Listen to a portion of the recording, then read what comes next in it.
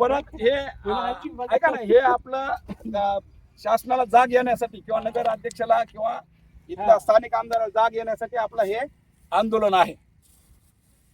एवढ्यापुढे इथं थांबणार आहे का पुन्हा? नाही, तुम्ही म्हणता हा तसं. उपक्रम पूर्ण निकाला नेण्याचं काम नेटाला तुमचं सहकार्य करणं तुमचं आवश्यक आहे. बाकी आम्ही पुढे आहोत. इथून हा आपले एकनाथरावजी शिंदे साहेब त्यांच्याकडे गृहनिर्माण त्यांच्याकडे आहे. हा. तिथवर जाऊस तर आपण इकडे जरा पलीकडे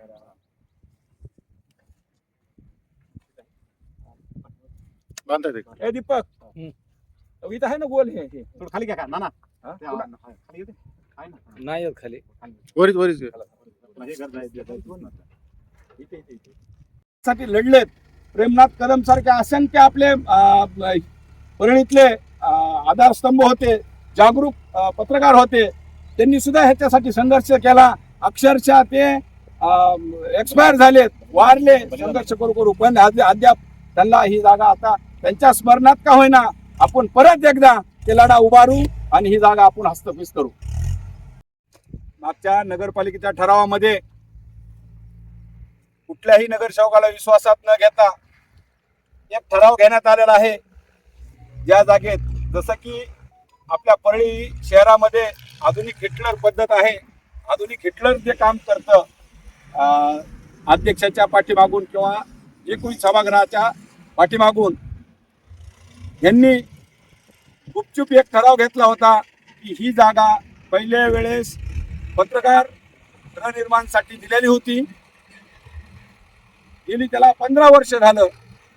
पत्रकार भवनाला जागा ही दिली होती, त्यावेळेस पाठी लावली, पूजा केली आणि खूप मोठा गाजावाजा झाला. आणि आमच्या पत्रकार बांधूंना सुद्धा स्वखर्चातून स्थानिक आमदार, त्यावेळेसचे विरोधी पक्ष नेते व नगराध्यक्ष यांचा इत्युक्त सत्कार करून खूप मोठा कार्यक्रम स्वखर्चातून त्यांनी त्यांचं वाजत गाजत सत्कार केला. पण गेली 15 वर्ष झालं ते सत्कार विसरून गेले की काय. पण आता परत ह्याच जागेवर आता नमो उद्यानचा ठराव काल परवा झालेला आहे आणि परत हीच जागा नमो उद्यानला द्यायचं असं ठरलं. पण मी काही नगरसेवकाला विचारलं तर त्यांचं म्हणण्यात आलं की आम्हाला कुठलाही विश्वासात घेतलं नाही. मुख्याधिकारीला विचारलं, ते म्हणला मला काय माहीत नाही. मुख्याधिकारी विनाच इथं आपल्या परळी शहरामध्ये हे ठराव मंजूर करतात. मनमानी कारभार चालू आहे. पण ते निदर्शनास आणण्यासाठी मी ह्या जागेवर जे नवं उद्यान होणार होतं, ही जागा फक्त 1 हेक्टर आहे. 1 हेक्टरमध्ये त्यांनी 12 प्रकल्प केलेत. ह्याच्यामध्ये प्रामुख्यानं सगळ्यात आधी इथं कुणी येत नव्हतं, कचरा टाकायचा डेपो होता. त्या डेपोमध्ये कचरा हे करायची मशीन लावली, घनकचऱ्याचा प्रोग्राम राबविला आणि तिथं बिल्डिंग बांधली. लगेच दुसरा प्रोग्राम आला, अग्निशामकला जागा नाही की लगेच इथं अग्निशामकचं बी केलं. आपल्या नगर परिषदच्या सफाई कामगारांसाठी सुद्धा एक प्रस्ताव आला होता की आम्हाला इथं जागा द्या, ते सुद्धा प्रस्ताव मंजूर केला आहे. आणि परत पत्रकार भवनाला सुद्धा मागच्या वेळेस हीच जागा दिली. आता त्याच्यानंतर एक आमचं सुशिक्षित बेरोजगार गाव भागातलं एक संस्था आहे, सुशिक्षित बेरोजगार सप्तशृंगी, त्यांनी सुद्धा या प्रकल्पासाठी जागा मागितली आणि प्रकल्प चालवला. त्यांना सुद्धा नाममात्र 1 रुपयाला ही जागा दिलेली आहे. एकच जागा हे वारंवार 25 लोकांना फक्त खुश करायचं आणि विषय संपवायचा असाच उद्योग आहे. पण आता नमो उद्यान नियमानं गावात पाहिजे होतं. हे ऑक्सिजन पार्क म्हणून या गावातल्या लोकांना, वयोवृद्ध लोकांना फिरायला आणि लहान मुलांना खेळायला अशी त्याची संकल्पना आहे मोदी साहेबांची.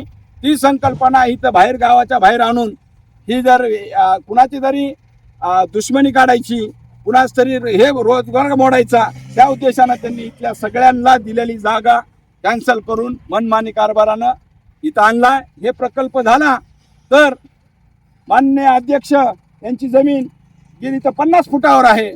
त्यांच्या जमिनीला भाव यावा, त्यांच्या प्रॉपर्टीला भाव यावा, इथं प्लॉटिंग व्हावी, ह्या उद्देशानं त्यांचे हमेशा कार्यक्रम चालू असतात. परळी त्यांना कुठंच जागा दिसत नाही, फक्त इथंच 12 प्रकल्प इथंच आणते येतं आणि त्यांना वाटतं माझ्या इथं काहीतरी भाव वाढल, पण असं नाही. सगळ्या नगरसेवकांना विचारात घेऊन हे कार्यक्रम करावं लागते. मी या ठिकाणी तुम्हाला एक शब्द देतो, मी राजकारणी असून समाजसेवक सुद्धा आहे. जे की तुमच्यासारख्या पत्रकारांनी रात्रंदिवस घरदार सगळं सोडून लोकांच्या अडीअडचणीसाठी तुम्ही धावता, त्याच्यासाठी धावणारा कुणीच नाहीये आणि ते आपली स्वतःची व्यथा कधी मांडू शकत नाहीत. हे आमच्या लक्षात आल्यानंतर आम्ही स्वतः पुढाकार घेऊन, आम्ही समाजसेवक असल्यामुळं मी तुमच्यासाठी फार मंत्रालयात मुख्यमंत्री असो उपमुख्यमंत्री असो, मी तिथपर्यंत जाऊन फाईल घेऊन मी ही हाताळणार आहे. जर ही आपल्याला ही जागा लगेच आपल्याला ताबडतोब दिली तर आपण आपल्या पैशातून सुद्धा ह्याला कंपाऊंड हे लगेच चालू करू. आता माझी एकच सगळ्या पत्रकार बंधूंना विनंती आहे, काही पत्रकारांना मी असं कळलंय की दाब दडपीनं सुद्धा इकडे येऊ नये आणि तुम्हाला दीपक देशमुखच सगळं काही करणार आहे का, की तुम्हाला जाहिराती तेच देणार आहे का? सगळ्या संस्था माझ्या हातात आहे, सगळी परळी माझ्या हातात आहे आणि तुम्ही तिथं गेलात तर त्यांच्याकडूनच करा.